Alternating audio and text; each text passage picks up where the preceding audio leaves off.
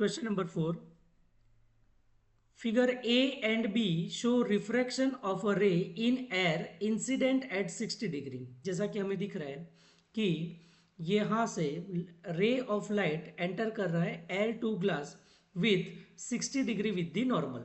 यहाँ पे same B में भी वही हो रहा है, 60 डिग्री से इंसिडेंट हो रहा है। Then normal to a glass air, जैसा कि यहाँ पे दिख रहा है, and water air interface respectively. Now predict the angle of refraction in glass when the angle of incidence in water is 45 degree. Third case की बात कर रहे हैं कि यहाँ पे मान लीजिए कि वाटर से एंटर कर रहा है 45 से और ग्लास में रिफ्रैक्ट हो रहा है with the normal to a water glass interface. तो यहाँ पे हमें एंगल ऑफ रिफ्रैक्शन फाइंड करना है कहाँ पे, पार्ट सी में। तो सबसे पहले इनके हिसाब से चले कि एयर टू ग्लास है तो स्नेल्स लॉ के हिसाब से n1 साइन 60 n2 साइन 35।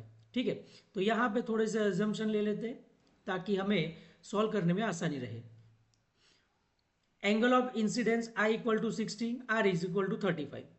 अगर एयर है तो refractive index throughout the numerical आप n1 रखेंगे, ग्लास के लिए n2 रखेंगे और वाटर के लिए आप रखेंगे n3। तो अगर वाटर ग्लास आ गया तो वाटर के लिए आपने रखा 3 और ग्लास के रखा 2। ठीक है, तो यहाँ पे n3 और n2 के साथ हम कंपेयर करेंगे। ठीक है, चलिए तो शुरू करते हैं फ्रॉम फिगर ए। तो जैसा कि यहाँ पे दिख रहा है साइन 60 साइन 35 है ना, तो n1 आपका एयर है, ठीक है, n2 आपका ग्लास है। ठीक है, तो n1 sine 60 is equal to n2 sine 35।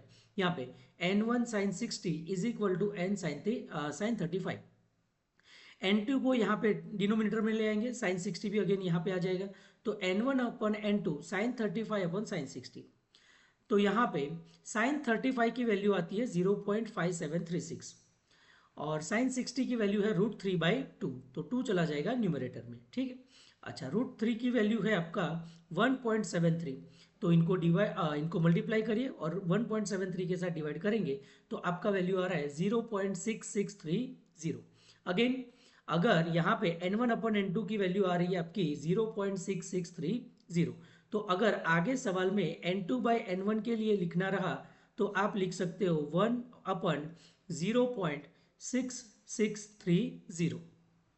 Next case number 2 की बात करें तो एयर टू वाटर आ रहा है, एयर अगेन आपका n1 रहेगा बट वाटर के लिए आप लिखोगे n3, n1 sine 60 n3 sine 41। ठीक है, तो सेम स्टेप रिपीट करेंगे, I 60 हो गया, R 41 है, n1 sine 60 is equal to n3 sine 41।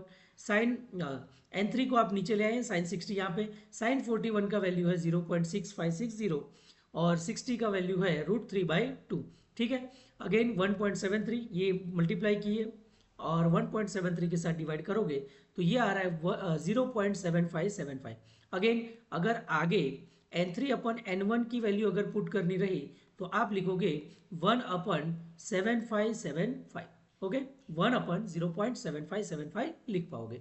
Now जो मेन क्वेश्चन है कि अगर वाटर टू ग्लास एंटर हो रहा है तो हमें n1 साइन आई, अब n1 नहीं, वाटर जो है वो था आपका n3।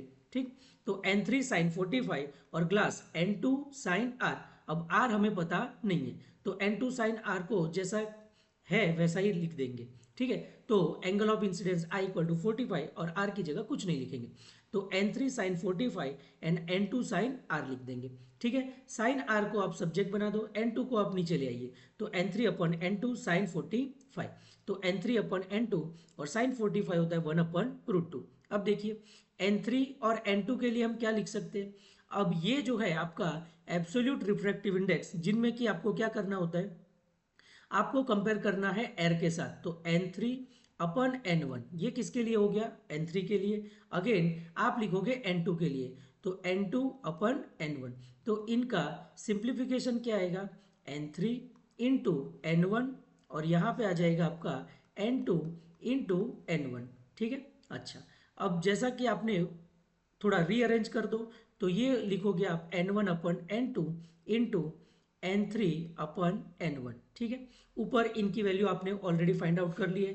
n1 अपन n2 की जगह यहाँ पे n1 अपन n2 की जगह N1 अपन N2, तो यहाँ पे N2 अपन N1 की जगह आप क्या लिख सकते हो, 1 अपन 0.6630, या N1 अपन N2 की जगह आप 0.6630।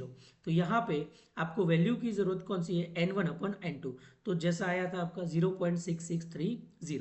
अब आपने फाइंड आउट किया था N1 अपन N3, और यहाँ पूछा क्या है, N3 अपन N1, तो N3 अपन N1 के लिए आप 1 अपन 0.7575 लिख दोगे। 1 अपन रूट 2 की वैल्यू क्या है, 0.7071। ठीक, अब इन दोनों का मल्टीप्लीकेशन कीजिए, डिवाइडेड बाय 0.7575 करिए, तो ये आ जाएगा आपका 0.6188।